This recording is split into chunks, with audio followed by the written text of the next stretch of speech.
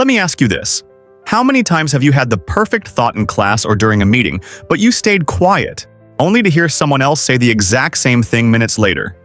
And everyone nods, praises their input, and you're just sitting there like, wait, that was my idea. I've been there more times than I can count. And here's the truth. Speaking up isn't as hard as our brains make it seem.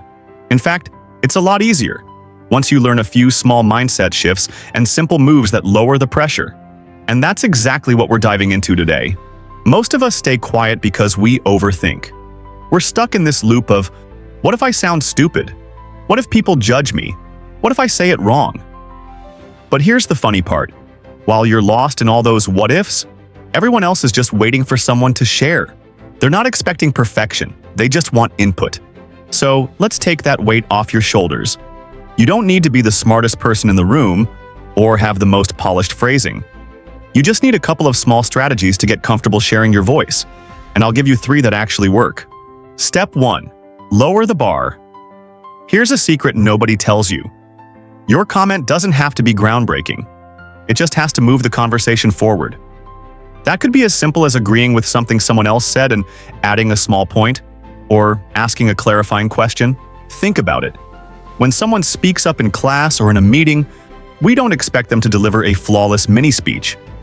Most contributions are short and casual, like, I agree with what Sarah said about deadlines.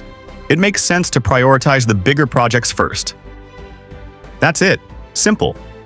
So next time you're about to psych yourself out, remind yourself, I don't need to be perfect. I just need to participate. That shift alone takes 80% of the pressure off. Step 2. Reframe the risk. We tend to think speaking up is dangerous, like if we say the wrong thing, everyone will laugh or judge. But here's the reality. The actual risk of speaking up is tiny. The bigger risk? Staying invisible. Imagine this. In a meeting, the people who get remembered are the ones who contribute, even if it's small. Teachers remember the students who participate. Managers notice the employees who engage. Speaking up is less about saying the perfect thing and more about showing up consistently. Here's a trick you can use. Instead of thinking, what if I mess up? Flip it to, what if this helps someone? Because chances are your question is the exact thing 5 other people are wondering, but too shy to ask. Suddenly, it's not about your ego. It's about helping the group move forward. That mindset flip makes speaking up way less scary. Step 3. Build confidence with micro-practice. Confidence isn't built in your head. It's built through action. So instead of waiting for a big moment to suddenly feel ready, start practicing with tiny, low-stakes moves. For example, in class, you could start by asking the professor to repeat something.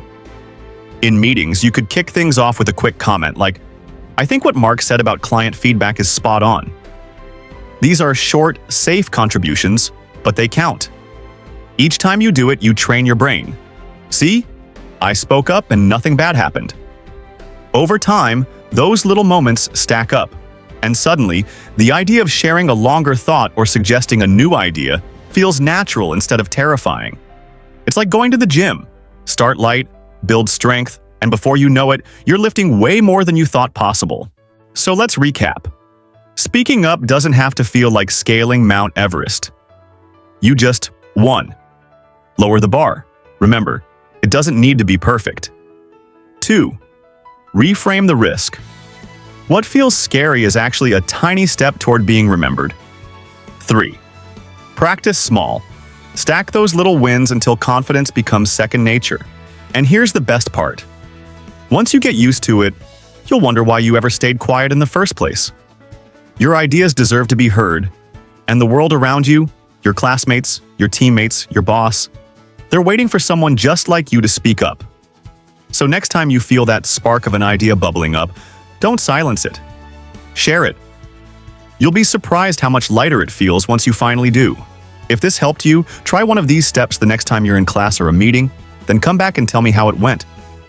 And if you want more practical tips like this, hit that subscribe button because we're just getting started.